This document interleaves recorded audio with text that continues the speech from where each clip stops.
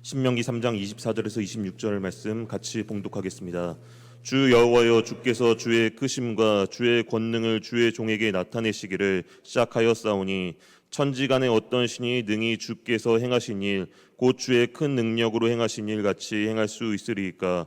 구하옵나니 나를 건너가게 하사 요단 저쪽에 있는 아름다운 땅 아름다운 산과 레바논을 보게 하옵소서 하되, 여호와께서 너희 때문에 내게 진노하사 내 말을 듣지 아니하시고 내게 이르시기를 그만해도 족하니 이 일로 다시 내게 말하지 말라. 아멘. 민수기 34장 1절에서 12절을 보면 하나님께서는 먼저는 모세에게 이스라엘 백성이 가나안 땅에 들어가서 얻게 될 기업의 경계에 대해 자세하게 말씀하고 있습니다. 1절과 2절에 여호와께서 모세에게 말씀하여 이르시되, 너는 이스라엘 자손에게 명령하여 그들에게 이르라. 너희가 가나안 땅에 들어가는 때에 그 땅은 너희의 기업이 되리니 곧 가나안 사방 지경이라. 여러분, 본문 당시는 아직 이스라엘 백성이 가나안 땅에 들어가기 전이었고, 또한 들어간다 해도 그 땅을 차지하기 위해서는 가나안 족속들과 치열한 전쟁을 벌여서 그 땅을 쫓아내야만 했습니다. 그런데도 하나님께서는 이스라엘 백성들이 이미 이 땅을 차지한 것처럼 땅의 구체적인 사방 경계를 말씀해주고 계신 것입니다. 왜일까요? 이는 이스라엘 백성들에게 승리의 확신을 심어주시기 위함입니다. 사실 가나안 정복 전쟁을 앞둔 이스라엘 백성들은 이 가나안 족속들과의 전투를 생각할 때 패배에 대한 불안감과 두려움을 떨쳐버릴 수 없었을 것입니다. 이에 하나님은 이스라엘 백성들에게 그들이 차지할 가나안 땅의 자세한 경계를 알려주심으로 그들로 승리가 확정된 전쟁을 수행하는 것임을 확신시켜 용기를 갖고 정복 전쟁에 임하도록 하신 것입니다. 그러므로 이 말씀 속에는 나는 너희를 애굽에서 구원하여 내고 광야에서 수많은 고난 속에서 너희를 지켰으며 마침내 약속의 땅으로 인도한 전능한 여호와이다. 그런 내가 너희를 인도하는데 누가 막을 수 있겠는가? 그러므로 가나안 족속과의 전쟁은 볼 것도 없이 이미 너희의 승리가 확정되었다. 그러니 염려하지 말고 두려워하지 말고 나아가 내가 너희에게 약속한 축복의 땅을 차지하라. 라는 이 하나님의 선언과 위로가 담겨져 있는 것입니다. 그렇습니다.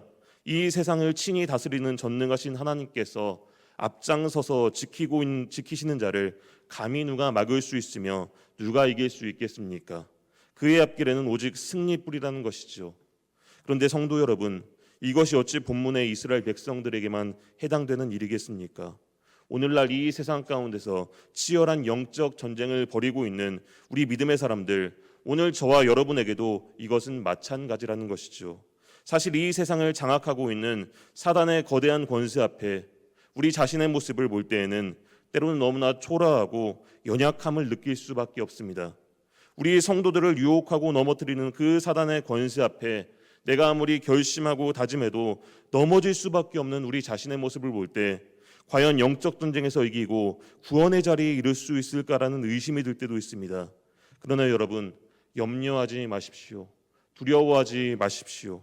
우리의 대장 되시는, 우리를 저 천국 하나님 나라로 인도하시는 우리 주님께서는 감히 사단의 권세가 이길 수 없는 놀라운 권세를 가지고 계시다라는 것입니다. 그분은 사단의 최대 무기인 사망 권세를 이기고 부활하신 분이십니다. 그러므로 그분과 동행하는 성도는 결코 구원에서 멀어질 수 없습니다.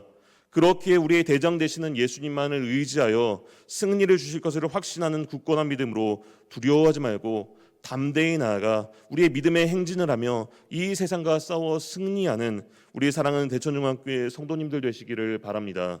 그러면서 하나님께서는 16절에서 29절에 이제는 새 부류의 사람들을 지명하시고 가나안 땅을 제비뽑게 하셨습니다.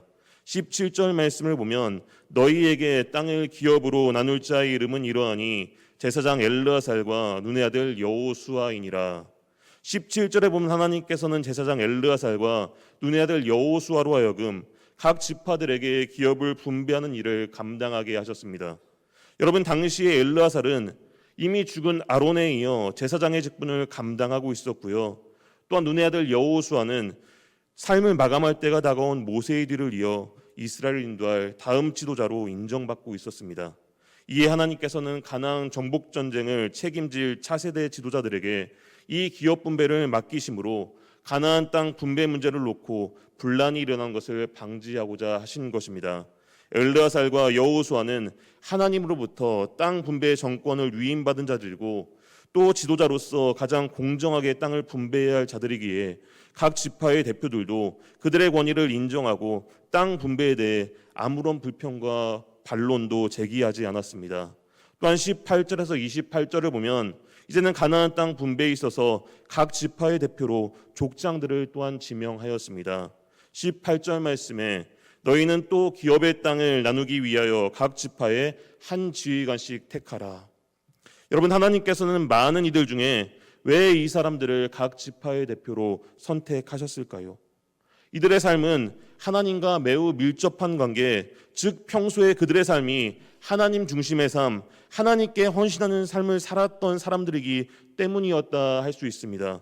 이처럼 본문은 내가 얼마나 하나님 중심의 삶을 살고 얼마나 하나님께 헌신하는 삶을 살고 있는가가 하나님의 판단의 기준이 됨을 본문은 분명히 강조하고 있습니다.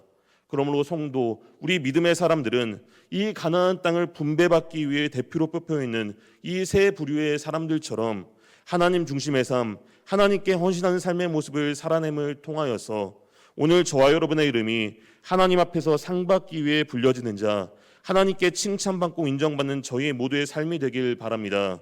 끝까지 우리 인내로서 믿음의 경주를 감당하며 우리가 하나님 앞에서 하나님의 말씀 중심으로 그 말씀을 붙잡고 우리에게 주신 비전인 성경대로 살아가기에 힘쓰는 우리 하나님의 기쁨이 되는 저와 여러분 될 수 있기를 소망합니다.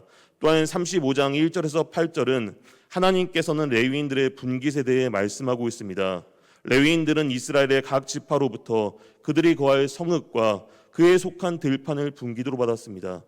그런데 여기서 레위인들이 받은 들판은 그들의 생계를 위한 경작용으로 받은 것이 아니었습니다. 그 들판은 단지 이스라엘 백성들로부터 받은 가축과 물 싸는 둘 장소에 지나지 않았지요. 하나님은 처음부터 그들에게 경작할 땅을 주시지 않았다라는 것입니다. 왜냐하면 그들이 하나님의 성막 봉사를 위해 구별됨으로써 현실적으로 땅을 경작할 수 없기 때문이지요. 따라서 레위인들은 그들의 생계를 이스라엘 백성들의 손에 의존할 수밖에 없었다라는 것입니다. 그리고 이스라엘 백성들은 마땅히 레위인들의 생계를 책임져야만 했습니다. 왜냐하면 레위인들은 전 이스라엘 백성을 대신하여 성막 봉사자로 구별되었을 뿐만 아니라 그들이 행한 모든 일들이 결국 이스라엘 백성 자신들을 위한 것이기 때문입니다. 그러면서 7절에 하나님께서는 이 레위인들에게 모두 48개의 성읍을 주셨는데 이 48개의 성읍은 한 곳에 모인 것이 아니라 12지파 기업에서 골고루 분배해 주었습니다. 결국 레위인들은 이스라엘 백성이 거주하는 모든 곳에 골고루 분포하여 거주하게 되었고요. 하나님께서 이처럼 레위인들을 골고루 각 지역에 분포하신 것은 어떤 특정한 지역뿐만 아니라 이스라엘 모든 지역이 하나님이 다스리는 하나님의 나라가 되게 하기 위한 것이었습니다. 9절에서 34절은 이제는 도피성에 대해서도 소개하고 있습니다. 하나님께서는 레위인들이 다른 지파로부터 할당받은 48개 성읍 가운데서 유단 동편과 서편에 각각 3개씩 6개의 성읍을 도피성으로 지정토록 하셨습니다. 이 도피성이라 함은 부지 중에 살인한 자로 하여금 그리로 피하여 생명을 보존하기 위한 조치였습니다. 여러분, 당시 국가 형성의 초기 단계에는 어떤 사람이 다른 사람에게 위해를 입힌 경우에 동해보복의 근거에 원리하여서 복수하는 것이 고대 근동의 일반적인 관습이었습니다. 모세의 율법도 상당 부분 이러한 보복의 원리에 기초하고 있었지요. 이것은 하나님께서 창조하신 세계의 질서 유지를 위해 필요한 조치 중에 하나였습니다. 그러나 이 보복의 원리는 무분별한 복수와 살인을 저지를 위험을 내재하고 있었습니다. 이에 하나님께서는 그러한 위험을 방지하기 위해 이 도피성 제도를 마련함을 통하여서 실수로 타인을 죽인 사람으로 하여금 그곳에 피신케 함으로 생명을 보존토록 하신 것입니다. 그렇기에 이 도피성 제도란 인간의 생명을 귀히 여기시는 하나님의 배려라 볼 수 있는데, 이 도피성은 죄로 말미암아 죽을 수밖에 없는 우리 인간의 도피처가 되어 주신 그리스도의 십자가를 상징한다 할 수 있습니다. 또한 민수기 36장은 이제는 시집간 여자의 유산, 즉 슬로브와 딸들의 기업 상속 문제에 대해서도 다루고 있습니다. 슬로브와 딸들의 가나안 땅 상속 문제는 이미 민수기 27장에 슬로브와 딸과 므낫세 지파의 수령에 의해 제기되었고, 이 딸들은 가나안 땅을 사모한 결과 아버지 슬로브앗의 유업을 상속받는 축복을 얻게 되었습니다. 여러분, 그런데 이 문제는 그리 단순하게 끝나지 않았지요. 6절에서 9절을 보면 슬로밧의 딸들에게 대한 여호와의 명령이 이러하니라. 이르시되 슬로밧의 딸들은 마음대로 시집가려니와 오직 그 조상 지파의 종족에게로만 시집갈지니 그리하면 이스라엘 자손의 기업이 이 지파에서 저 지파로 옮기지 않고 이스라엘 자손이 다 각기 조상 지파의 기업을 지킬 것이니라 하셨나니, 이스라엘이 자손의 지파 중 그 기업을 이은 딸들은 모두 자기 조상 지파에 종족되는 사람의 아내가 될 것이라. 그리하면 이스라엘 자손이 각기 조상의 기업을 보전하게 되어 그 기업이 이 지파에서 저 지파로 옮기지 않게 아니하고 이스라엘 자손 지파가 각각 자기 기업을 지키리라. 슬로밧의 딸들이 혹여 다른 지파의 남자와 결혼한다면 여러분, 이 땅은 관례상 그 남편에게 귀속될 수밖에 없었던 것입니다. 그렇다면 결국 이 땅은 어찌 될까요? 다른 지파의 땅으로 이전되어서 슬로밧의 딸들이나 또한 그들이 속한 므낫세 지파는 무관하게 된다라는 것이죠. 그래서 하나님께서는 슬로밧의 딸들에게 그들이 받은 가나안의 유업을 계속적으로 지키려면 그들 지파 곧 므낫세 지파의 남자와만 결혼하도록 명령하셨습니다. 이에 슬로밧의 딸들은 이 하나님의 명령에 순종하여 결국 므낫세 지파와 남자와 결혼함으로 그들이 받은 유업을 지속할 수 있게 되었다라는 것입니다. 이러한 사실은 성도, 우리 믿음의 사람들이 하늘 유업을 받는 것도 물론 중요하지만 그것을 잘 지키고 보존하기 위해서는 우리의 인간적이고 세속적인 자기 욕망과 의지를 절제하고 포기할 줄 알아야 함을 본문은 교훈합니다. 즉 우리의 많은 노력과 열심, 자기 절제와 인내가 요구된다라는 것입니다. 마치 슬로밧의 그 딸들이 자신들의 그 유업을 지키기 위해 다른 이스라엘의 지파의 훌륭한 남자와의 결혼을 포기했듯이 말입니다. 그렇게 오늘 우리의 각자의 삶의 자리에서 우리가 이 하나님의 명령 말씀에 순종하여 오직 하나님의 영광과 그의 나라를 추구하는 삶을 살아가기에 힘씀을 통하여서 하나님의 풍성한 은혜의 복을 단 한 사람도 소외됨 없이 모두 누릴 수 있는 사랑하는 대천중앙교회 성도님들 모두가 되시기를 이 시간 간절히 바라고 소망합니다. 이제 민수기를 마치고 신명기를 살펴볼 텐데요. 여러분, 신명기는 계명을 자세히 설명하는 책이라는 뜻입니다. 따라서 신명기의 주된 내용은 이전에 주어졌던 여러 계명과 법도를 해설하고 강의하는 모세의 설교로 구성되어 있습니다. 이 모세의 설교는 단순히 이전의 율법의 재반복이 아니라 조만간 가나안 땅에 들어갈 이스라엘의 다음 세대들이 그 땅에서 지키고 준수할 하나님의 계명과 법도를 가나안 생활에 맞도록 재해설하고 새롭게 의미를 부각하는 언약 갱신의 의미를 지니고 있습니다. 이러한 배경에서 신명기 1장 1절에서 18절 말씀은 먼저 모세 설교의 첫 회고 사건인 이스라엘의 행정조직 정비에 대해 말씀하고 있습니다. 신명기 1장 9절에서 12절을 보면 그때 내가 너희에게 말하여 이르기를 나는 홀로 너희의 짐을 지을 수 없도다. 너희의 하나님 여호와께서 너희를 번성하게 하셨으므로 너희가 오늘날 하늘의 별같이 많거니와 너희 조상의 하나님 여호와께서 너희를 현재보다 1000배나 많게 하시며 너희에게 허락하신 것과 같이 너희에게 복 주시기를 원하노라. 그런즉 나 홀로 어찌 능히 너희의 괴로운 일과 너희의 힘겨운 일과 너희의 다투는 일을 담당할 수 있으랴. 본문의 내용은 출애굽기 18장 13절에서 27절의 회고입니다. 그때 이스라엘은 호렙산 아래의 광야에 진치고 있었는데 때마침 모세를 방문한 장인 이드로가 모세 홀로 이스라엘 백성들 모두를 상대하여 하루 종일 재판하고 있는 모세의 안타까운 장면을 보시고 효율적인 행정 조직의 필요성을 추원했고 모세와 백성들은 이를 기꺼이 받아들였던 것입니다. 본문을 보면 9절에 나는 홀로 너희의 짐을 지을 수 없도다. 12절에 나는 나 홀로 어찌 능히 너희의 괴로운 일과 너희의 힘겨운 일과 너희의 다투는 일을 담당할 수 있으랴 하고 모세가 고충을 털어놓는 모습을 볼 수 있습니다. 이는 이스라엘 공동체를 혼자서는 도무지 이끌고 나갈 수 없다라는 모세의 솔직한 마음의 고백이지요. 그렇기에 13절에서 18절을 보면 모세는 장인의 이드로의 충언을 듣고 백성들의 동의를 얻어 시내 광야에서 행정 조직을 정비하였습니다. 그리고 이 행정 조직은 부장 제도를 중심으로 준군사 체제로 정비되었는데, 당시 이스라엘은 조직적으로 광야 행진을 해야 했고 또한 가나안 정복 전쟁을 앞두고 있었기 때문입니다. 그런데 당시 하나님 앞에서 이스라엘의 부장으로 선별된 사람은 15절에 각 지파의 수령으로 지혜가 있는 자들이었습니다. 요컨대 능력 있고 덕막 있는 자들을 뽑은 것입니다. 당시 이들은 휘하의 군사들을 인솔했을 뿐만 아니라 또한 시시비비를 가리는 재판도 맡았지요. 그래서 모세는 이들에게 재판과 관련하여서도 특별한 당부의 말을 하였습니다. 그것은 16절과 17절에 하나님을 두려워하는 심령으로 모든 자들에게 차별하지 않고 공정하게 판결을 하라는 내용이었습니다. 왜냐하면 재판은 바로 하나님께 속한 것이기 때문이지요.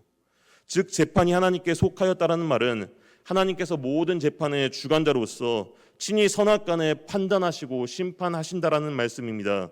즉 하나님께서는 지상의 모든 법정의 권위보다 더 높은 권위를 가지고 판결하시며 또 판결한 것은 반드시 실행하시는 최고 법정의 재판장이신 것이죠.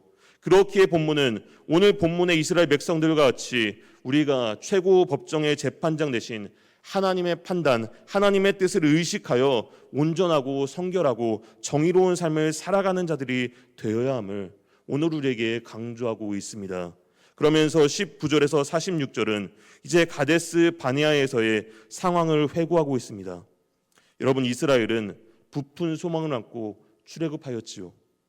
하나님께서는 그들에게 젖과 꿀이 흐르는 가나안 땅을 주리라 약속했기 때문입니다.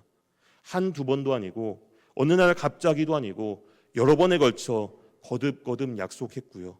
오랜 조상 때부터 약속된 것이기 때문입니다. 그리하여 이스라엘은 많은 이적과 수많은 기사를 목도하면서 마침내 약속의 땅 가나안의 남쪽 변경지대에 이르렀습니다. 따라서 이스라엘은 이 하나님의 약속을 믿고 그 땅을 쳐서 그저 취하기만 하면 되었습니다. 그런데 막상 그 순간에 이르러 이스라엘은 의심하였고요. 그 말씀을 거역하였지요. 왜 그런가요? 28절에 가나안의 크고 높은 성읍과 그 땅 거민들의 장대한 신차에 그만 낙담하였기 때문입니다. 즉 하나님보다 인간을 먼저 보았던 것입니다. 그 상황을 보았던 것입니다. 그래서 이스라엘은 정복하라는 이 하나님의 명령을 거역했습니다. 그리하여 그 결과 어떻게 되었습니까? 허무와 절망과 공허만 있을 뿐이고 소망의 땅, 약속의 땅, 젖과 꿀이 흐르는 풍요로운 가나안 땅이 저 목전에 있는데도 불구하고 불순종 때문에, 이 불순종이라는 것 때문에 이스라엘은 아무것도 가지지 못한 채 깊은 절망에 빠져들게 된 것입니다. 그렇게 가나안을 쳐 얻으라는 하나님의 공격 명령을 거부한 이스라엘에게 하나님께서는 다시금 광야로 들어가라 하셨지요. 여러분, 이처럼 불순종의 대가가 이렇습니다. 젖과 꿀이 흐르는 가나안 땅을 눈앞에 두고서도 광야에서 헤매이다가 스스로 죽어가는 것이 바로 불순종의 무서운 대가라는 것입니다. 그러나 당시 나이가 어린 관계로 이러한 불순종을 모른 20세 이하의 소년과 유아들은 39절 말씀에 오히려 가나안 땅을 들어가고 차지할 수 있었다라고 하였습니다. 또한 불순종의 무리 가운데서도 떳떳하게 순종의 길을 택한 갈렙과 여호수아도 가나안 땅으로 입성할 수 있었습니다. 그렇습니다. 순종은 생명이요 불순종은 죽음입니다. 가나안 땅은 결코 창과 칼로서 얻는 것이 아니라 오직 순종으로서만 얻습니다. 그런즉 불순종의 무리들은 언제까지나 그 주의를 방황하다가 스스로 파멸하며 뼈저리게 후회하게 됩니다. 이 원리는 오늘날 하나님 나라를 향하여 가는 우리 믿음의 사람들에게도 똑같이 적용되는 불변의 법칙이라는 것이죠. 다음으로 신명기 2장은 이제는 가나안을 향한 행군에 대해 말씀하고 있습니다. 4절에서 23절 말씀을 보면 하나님께서는 북상 중에 이스라엘이 싸우지 말고 평화를 모색케 하는 민족으로 4절에서 8절에 에돔 족속과 9절에서 15절까지의 모압 족속과 16절에서 23절에 암몬 족속을 지시해 주었습니다. 여기서 에돔 족속은 이스라엘의 선조인 야곱의 형 에서의 후손들입니다. 그리고 모압 족속과 암몬 족속은 이스라엘의 시조인 아브라함의 조카 롯의 후손들입니다. 말하자면 이스라엘과는 혈육의 피를 나눈 형제국인 것이지요. 무엇보다 하나님께서는 언약의 족장들인 아브라함과 야곱을 생각하사 이들과 관련된 롯과 에서에게도 이 세상의 분기를 허락해 주셨다라는 것입니다. 즉 에서의 후손들인 에돔 족속에게는 사해 남쪽의 기업으로 허락하였고요. 롯의 후손들인 모압과 암몬 족속에게는 각각 사해 동편과 북동편의 땅을 기업으로 주었던 것입니다. 그래서 이스라엘은 북상 중에 이들 민족과는 결코 싸움을 하지 말아야 했습니다. 이들과 싸우는 것은 하나님의 뜻이 아니기 때문이지요. 여기서 우리는 두 가지 교훈을 배울 수가 있습니다. 첫째는 하나님께서는 언약의 백성은 물론이요 그 백성과 연관된 자들에게까지도 언약 백성을 인하여 은혜와 긍휼을 베푸시는 풍성한 사랑의 하나님이라는 사실이며, 둘째로 하나님께서는 언약의 백성의 구속 경륜은 물론이요 언약 밖의 인류 역사도 홀로 섭리하시고 주관하시는 우주 만물의 통치자라는 사실입니다. 이처럼 에돔과 모압과 암몬 족속과는 결코 싸우지 말라고 하신 하나님께서는 그런데 24절에 헤스본 왕 시온과는 싸워서 그 땅을 너희가 차지하라 하였습니다. 왜일까요? 그 땅은 아모리 사람 시온이 통치하던 땅으로 아모리 족속은 이미 아브라함 때부터 그들의 죄악으로 인해 멸망이 작정된 가나안 7종족 중 가운데 포함되었기 때문입니다. 그리고 아모리 족속은 언약 백성 이스라엘과는 아무런 관련이 없는 족속들이기 때문이지요. 따라서 모세는 34절에 하나님의 명을 쫓아 헤스본 왕 시온을 쳤습니다. 쳐서 멸하되 철저하게 멸하였다라는 것입니다. 아모리 족속은 그 죄악으로 인해 하나님의 진노를 받은 자들로 철저한 진멸만이 하나님의 공의를 만족시키는 일이기 때문이지요. 여러분, 오늘 우리 성도들과 교회도 이 하나님 나라라는 목표를 향하여 행군해가는 하나님의 군대요 그리스도의 군사들입니다. 그렇기에 그 행군길에는 싸우지 말고 형제로 삼아야 할 대상과 또한 끝까지 싸워 철저하게 멸해야 할 대상이 있다라는 것입니다. 이를테면 우리 주변의 이웃 형제들은 전도와 평화의 대상이며, 주변의 죄와 우상의 사단적 요소들은 철저히 멸해야 할 것들인 것이죠. 그렇게 오늘 말씀에 의지하여서 오늘 저 여러분은 지혜롭게 끝까지 믿음으로 행군하여 하나님의 명령에 따라 이웃과 우리 공동체를 사랑으로 섬기며, 또한 하나님께서 싫어하시는 죄악을 멀리하게 힘쓰고 하나님 나라라는 최종 목표에 낙오 없이 당도하는 저와 여러분 되시기를 바랍니다. 다음으로 신명기 3장 1절에서 11절은 유단 동편 지역의 정복에 대해 설명하고 있습니다. 본문 당시 모세가 이끄는 이스라엘은 사실 부족하고 약한 점이 한두 가지가 아니었습니다. 이스라엘은 400여 년 동안을 객지에서 종살이한 노예 민족일 뿐만 아니라 40여 년을 광야에서 방랑한 유랑 민족이었습니다. 따라서 전쟁 경험도 없었을 뿐더러 전쟁 무기도 변변치 않았지요. 그렇기에 바산왕 오기 보기에는 이스라엘 군대는 완전히 오합지졸의 집단이었다라는 것이죠. 하지만 본문을 보십시오. 전쟁의 결과는 어떠하였습니까? 이스라엘의 승리였다라는 것입니다. 오기 이끄는 바산 왕국은 6절에 모세가 이끄는 이스라엘 앞에 철저하게 진멸당하였습니다. 여러분, 이와 같은 이스라엘의 승리의 이유는 무엇입니까? 모든 전쟁은 여호와께 속한 것이기 때문이지요. 여호와를 우리의 깃발로 삼아 여호와 니시로 나아가는 자들에게는 하나님께서 당신의 영광을 위해 대신 싸워 주시기 때문입니다. 이제 12절에서 22절은 유단 동편 땅의 분배의 회고를 기록하고 있습니다. 하나님의 도우심으로 이스라엘은 요단강 동편에 있는 두 아모리 족속의 왕국 곧 시온의 헤스본 왕국과 바산 왕국을 정복하였습니다. 이들 지역은 해발 480에서 690m에 이르는 광활한 고원지대로서 목축을 하기에 적합했습니다. 그런 이유로 그곳의 정복이 완료된 이후에 르우벤 지파와 갓 지파는 과감하게 그 땅을 정착하고 싶다는 의견을 피력했습니다. 이에 모세는 가나안 본토 점령을 포기함으로 엄청난 시련을 겪었던 이 가데스 바네아의 사건이 떠올라 이들의 요구를 단호히 거절했습니다.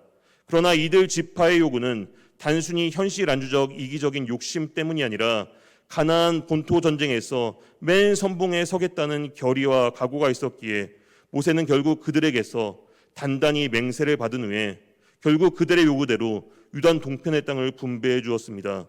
모세는 바산 왕국의 정복에 혁혁한 공을 세운 므낫세 지파의 마길, 야일, 노바 등의 공도 인정하여 이들 가문에게도 그 땅을 분배해 주었습니다. 그리하여 아르논 골짜기의 아로에르서부터 길라 산지의 절반에 이르는 옛 시온 왕국의 땅은 르우벤 지파와 갓 지파에게 분배되었고요. 길라 산지의 남은 절반과 바산 지역의 옛 오게 왕국은 므낫세 반 지파에게 분배하였습니다.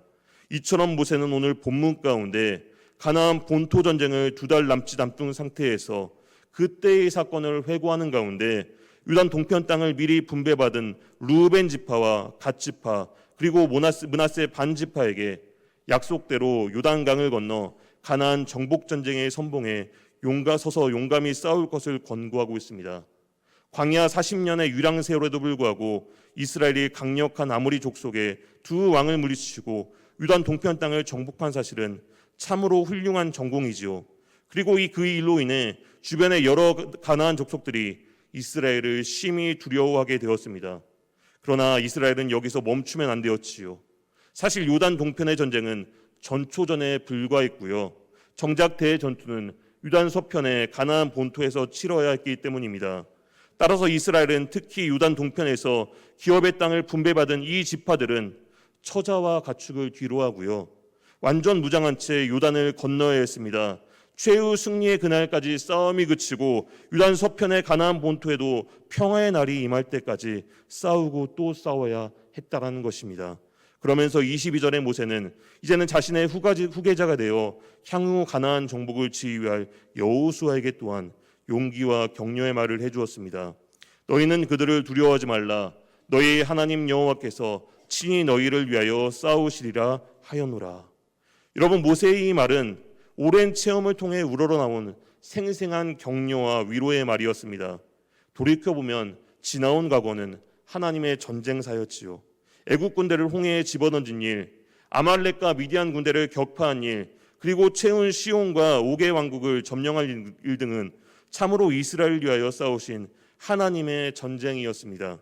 따라서 패배란 없었고 오직 승리뿐이었습니다. 비록 창과 칼이 부족했고 신장과 그 체력은 뒤졌으나 그 싸움마다 이길 수 있었던 비결은 하나님께서 함께해 주셨기 때문이지요. 여러분, 여호수아는 모세의 말을 분명히 명심해야 했습니다. 또한 처자와 재산을 뒤로하고 요단강을 건너 전쟁의 선봉에 서서 싸워야 할 르우벤 갓 므낫세 반지파도 바로 이와 같은 믿음이 절대적으로 필요하였습니다. 이제는 23절에서 29절에 또한 모세의 간구에 대해서도 이야기하고 있습니다. 모세는 25절에 자신도 요단강을 건너 그 땅으로 들어가게 해달라 간구하였습니다. 그러나 하나님의 응답은 분명하였습니다. 26절 말씀 저와 같이 읽어보겠습니다. 여호와께서 너희 때문에 내게 진노하사 내 말을 듣지 아니하시고 내게 이르시기를 그만해도 족하니 이 일로 다시 내게 말하지 말라. 즉 모세의 가나안 입성을 금하신 것입니다. 무엇 때문일까요? 생각해보면 하나님의 섭리로 애국 궁중에서 40년, 미디안 광야에서 40년, 또한 광야 여정에서 40년, 도합 120년의 삶을 살면서 모세는 하나님의 성실한 종으로서 맡은 바 일을 철저히 충실히 최선을 다해 감당해 왔습니다. 그리고 가진 역경과 고난을 다 겪으면서도 묵묵히 이스라엘을 가나안 맞은편까지 이끌고 왔습니다. 따라서 그 공로만을 따지면 모세는 여느 이스라엘 백성들 중 그 누구보다도 가나안 땅에 먼저 들어갈 자격이 있는 자였습니다. 그럼에도 모세에게는 이 가나안 입성이 허락되지 않았습니다. 이처럼 가나안은 결코 인간적인 공로로 들어가는 것이 아님을 본문은 우리에게 강조하고 있습니다. 또한 모세가 가나안 땅에 들어갈 수 없었던 직접적 동기는 무엇보다 성경에 명백히 나타난 대로 모세의 인간적 혈기 때문이었지요. 모세는 이스라엘 목전에서 하나님의 거룩하심을 나타내야 하는 하나님의 대리자였음에도 불구하고 백성들과 마찬가지로 자신의 혈기를 드러내고 말았던 것입니다. 그 결과 하나님의 거룩은 설 자리를 잃었고 하나님의 영광은 가리워지고 말았습니다. 물론 모세의 혈기는 자신의 이익이나 욕심 때문에 발산된 것은 아니지요. 거듭되는 백성의 불평과 거역에 참다 못하여 터뜨린 것이었습니다. 그러나 모세는 개인 모색이 아니라 하나님의 직접적인 대리자였습니다. 그래서 모세의 혈기는 그대로 하나님의 거룩함에 욕을 끼치는 행위였습니다. 결국 그것이 가나안 입성의 금지의 직접적인 원인이 된 것입니다. 이로써 백성들은 하나님의 말씀에 그대로 순종치 않은 인간적인 혈기가 얼마나 큰 잘못인지를 생생하게 느꼈을 것입니다. 결국 하나님은 이스라엘의 다음 세대를 위해서 읍참마속의 심정으로 그만해도 족하다 하시며 모세의 가나안 입성을 불허하신 것입니다. 사랑하는 대천중앙교회 성도 여러분, 참으로 모세는 가나안 땅에 들어갈 자격이 있는 자였습니다. 그리고 모세 자신도 가나안 땅에 들어가기를 누구보다 간절히 원했습니다. 그러나 모세의 간절한 기도에 하나님께서는 그만해도 족하다라는 응답으로서 그 소원을, 그 기도의 응답을 들어주지 않았다라는 것입니다. 따라서 결국 모세는 가나안 땅에 들어가지 못하고 그 입구에서 죽음을 맞이하고 말았지요. 하나님께서 왜 그러셨을까요? 참으로 사랑하는 종에게 하나님께서 왜 그 소원을 들어주지 아니했을까요? 후일 신약의 사도 바울도 자신에게 육체의 가시를 없이 해달라고 하나님께 간절히 기도했을 때 뭐라고 응답받았습니까?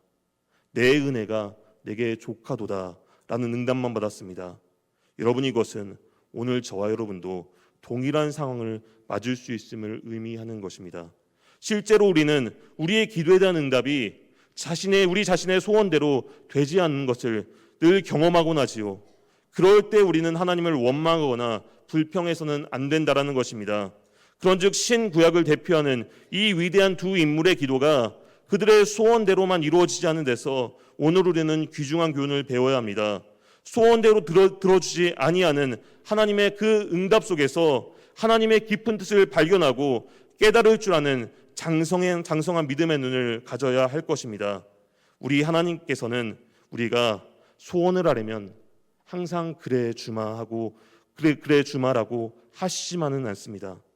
그것은 부모가 자녀의 모든 소원을 들어주지 않는 것과 같다라는 것이지요. 부모가 자녀의 소원이 합당하면 그대로 들어주고 합당치 않으면 들어주지 않거나 다르게 들어주듯이 하나님도 우리의 소원에 대해서 이러하시다라는 것입니다. 오늘 우리가 이 사실을 분명하게 마음에 새기고 깨달을 때 오늘 하나님의 말씀 이 그만해도 족하다란 하나님의 응답은 깊은 사랑에서 우러나오는 경륜의 응답인 줄 깨닫고 아멘의 심령으로 기쁘게 받아들일 수 있을 것입니다. 이 사실을 분명히 기억할 수 있는 저와 여러분 되기를 바랍니다. 그리고 하나님의 뜻에 따라 우리가 하나님의 명령에 따라 우리의 맡은 바 본분을 다하며 오직 하나님의 영광만을 위해 살아가게 힘씀을 통하여서 하나님께서 인도하시는 옳은 길 옳은 방향으로 우리가 끝까지 믿음의 행진을 나아가며 그러므로 하나님께서 기뻐하시며 잘했다 칭찬받는 우리 사랑하는 대천중앙교회 성도님들 모두가 되시기를 사랑과 은혜가 풍성하신 아버지 하나님, 오늘도 거룩한 성의를 허락하여 주시고 주님 전으로 불러주셔서 하나님께 예배할 수 있게 하여 주심에 감사합니다. 오늘 본문의 모세는 하나님께 간구하여 가나안 땅에 들어가게 해달라 했지만 하나님의 응답은 그만해도 족하다 하시며 모세의 요구를 거절하셨습니다. 오늘 우리의 삶 가운데서도 나의 계획과 나의 소원과 하나님의 뜻이 충돌될 때가 있습니다. 그 계획과 상황 가운데 그저 억지로 밀어붙이고 나아가는 어리석은 자의 모습이 아니라 더 좋은 것을 주실 줄 믿고 하나님의 뜻을 깊이 헤아릴 줄 아는 오늘 우리 성도님들 되게 하여 주옵소서. 하나님의 뜻, 하나님의 말씀에 분명히 순종하게 하여 주옵소서. 오늘 우리 성도들 이 세상 가운데 나아갈 때 오직 하나님의 그 말씀, 그 명령에 따르고 순종하게 하시고 우리의 맡은 바 본분을 최선을 다해 감당하며 오직 하나님만의 영광을 위해 살아가는 하나님의 기뻐하심을 덧입는 우리 사랑하는 대천중앙교회 성도님들 모두가 되게 하여 주옵소서. 지금은 우리 주 예수 그리스도의 은혜와 하나님의 사랑과 성령님의 교통하심이 그만해도 족하다 이 하나님의 말 속에 하나님의 뜻을 분명히 발견하고 그 하나님의 말씀에 순종하여서 오직 하나님께서 기뻐하시는 삶의 모습대로 날마다 살아가기를 결단하는 여기에 모인 성도님들 가운데 이로부터 영원히 함께 하시기를 축원하옵나이다. 아멘.